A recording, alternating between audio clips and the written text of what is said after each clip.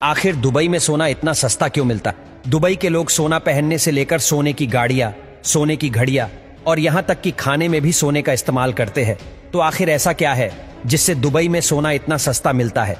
तो चलिए ये सब जानते हैं आज की इस वीडियो में। दोस्तों, दुबई को सिटी ऑफ गोल्ड भी कहा जाता है क्योंकि दुबई के विकास में तेल और टूरिज्म का जितना योगदान है, लगभग उतना ही बड़ा योगदान गोल्ड का भी है। दोस्तों, दुबई साउथ अफ्रीका से बड़ी मात्रा में कच्चा सोना इंपोर्ट करता है और फिर उस कच्चे सोने से एक से बढ़कर एक खूबसूरत ज्वेलरी तैयार की जाती है। फिर दुबई का स्टैंप लगते ही इस ज्वेलरी का दाम दुबई में सोने के दाम के बराबर पहुंच जाता है। दुबई में तैयार हुई ये ज्वेलरी इतनी प्योर और दिखने में खूबसूरत होती है कि ये ना सिर्फ दुबई में बल्कि दुनिया भर में बेची जाती है और इस तरह दुबई हर साल लगभग 1200 टन सोने का व्यापार करता है।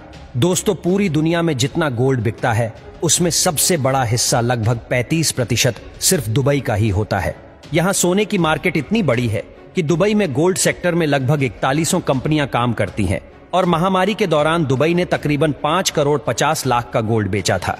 अब ये तो सब जानते ही है कि दुबई में भारतीय बड़ी संख्या में रहते हैं और अपनी सोने में गहरी दिलचस्पी की वजह से यहाँ गोल्ड में निवेश करने के मामले में भारतीय सबसे आगे है। अब बात करते हैं दुबई का सोना पूरे दुनिया भर में इतना मशहूर क्यों है। तो दोस्तों, इसका सबसे बड़ा कारण यह है कि दुनिया भर में सोने की शुद्धता और गुणवत्ता के मामले में दुबई पहले नंबर पर है। दुबई में जितने भी ज्वेलर्स गोल्ड बेचते हैं वे सारा गोल्ड सरकार द्वारा उनकी शुद्धता और गुणवत्ता को चेक करके ही प्रमाणित किया जाता है। इसके अलावा हर ज्वेलर को अपने स्टोर से बेचे जाने वाली हर गोल्ड की आइटम पर सोने की शुद्धता का हॉलमार्क लगाना जरूरी होता है। यही हॉलमार्क बताता है कि सोना कितने कैरेट का है और ये हॉलमार्क पूरी दुनिया में मान्य होता है। अगर दोस्तों कोई ज्वेलर बिना हॉलमार्क के ज्वेलर को बेचता है या फिर मिलावटी सोना बेचता है तो उसे यूएई एंटी लॉ के तहत 2 साल तक की सजा या फिर 2 करोड़ तक का जुर्माना भी लगाया जा सकता है। इतने सख्त कानून होने पर यहाँ नकली सोने का व्यापार ना के बराबर है। इसके अलावा दुबई में सोना बाकी देशों की तुलना में बहुत ही सस्ता है, जिसकी सबसे बड़ी वजह है कि बाकी देशों में सोने के ऊपर कई तरह के टैक्स लगते हैं। जैसे इंडिया में VAT plus GST plus excise duty plus labour charge जैसे अलग अलग टैक्स लगते हैं जो सोने की ज्वेलरी को काफी महंगा बना देते हैं। लेकिन दुबई में गोल्ड ज्वेलरी पर सिर्फ 5% वैट लगता है और ये टैक्स भी जनवरी 2018 के बाद से लगना शुरू हुआ।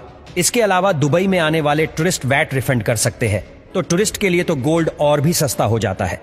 साथ ही दुबई में सोने की कीमत या फिर भाव हर शॉप में एक ही होता है क्योंकि यहाँ इंटरनेशनल गोल्ड प्राइसेस को फॉलो किया जाता है जो इंटरनेशनल मार्केट के हिसाब से बदलता रहता है। इसका फायदा ये होता है कि आपको हर शॉप में जाकर गोल्ड प्राइस चेक करने की जरूरत नहीं पड़ती। दुबई में सोने की कीमत फिक्स जरूर है, लेकिन आभूषणों की बनवाई से लेकर लेबर चार्ज में आप मोल भाव कर सकते हैं। और अगर आपकी गोल्ड खरीदने की स्किल्स कमाल की है तो हम आपको राय देंगे दुबई गोल्ड सुक जाने की। दोस्तों, दुबई गोल्ड सुक दुनिया का सबसे बड़ा गोल्ड बाजार है जिसमें 1000 से भी ज्यादा दुकानें हैं। इसके अलावा हर मॉल में बड़े बड़े ब्रांड जैसे कि डमस, मालाबार और कल्याण ज्वेलर्स जैसी गोल्ड शॉप भी मौजूद है। यहाँ आपको लेटेस्ट से लेटेस्ट डिजाइन की ज्वेलरी मिल जाती है। आप किसी भी शॉप से खरीदारी कर सकते हैं क्योंकि शुद्धता की गारंटी हर शॉप देती है और यहाँ एक से बढ़कर एक डिजाइन वाली ज्वेलरी आसानी से मिल जाती है। दोस्तों, दुबई से सोना खरीदने का एक फायदा और है। अगर आप दुबई में खरीदा हुआ सोना बदलने जाते हैं तो जितना वैट आपकी ज्वेलरी का होता है उतना पूरा सोना माना जाता है।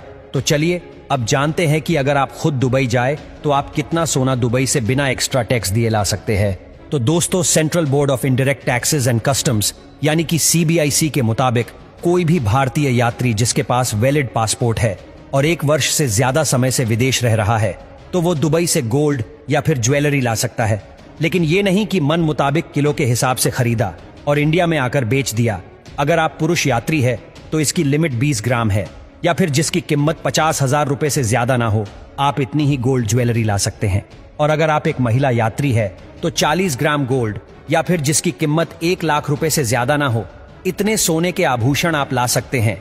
और अगर आपको दुबई से भारत इससे ज्यादा सोना लेकर आना हो तो आपको कस्टम ड्यूटी देनी पड़ेगी जो पहले 10% थी लेकिन अब बढ़कर 12.5% हो गई है। और अगर आप दुबई में 6 महीने से ज्यादा रुके हैं तो आप 1 किलो सोने का बार या फिर कॉइन के रूप में ले जा सकते हैं। और अगर इससे ज्यादा सोना लाना चाहेंगे तो एक्स्ट्रा सोने पर लगभग 36% कस्टम ड्यूटी लगेगी। तो कुल मिलाकर बात यह है कि जब भी आप दुबई जाए गोल्ड शॉपिंग जरूर करें, आपको इससे सस्ता सोना और कहीं नहीं मिलेगा।